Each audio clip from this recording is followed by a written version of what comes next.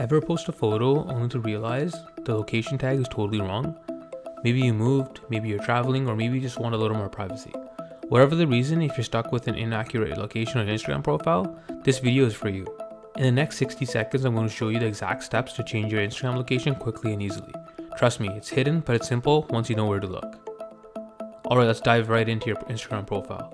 First things first, head to your profile. You can do this by tapping your profile picture in the bottom right corner. Look right underneath your bio. You'll see a button that says Edit Profile. Go ahead and tap that.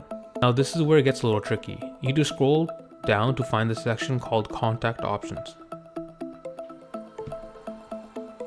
This is where Instagram hides your business location settings.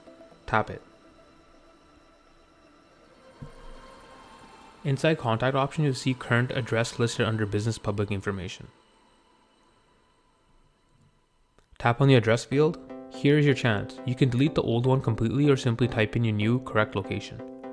Once you select the right one, don't forget the two most important taps. First, hit done in the top right corner, then hit save. And that's it. Your Instagram profile location is now officially updated, giving your followers and you the correct info. Ever wonder how to share a YouTube video and Instagram story? Check out this video now.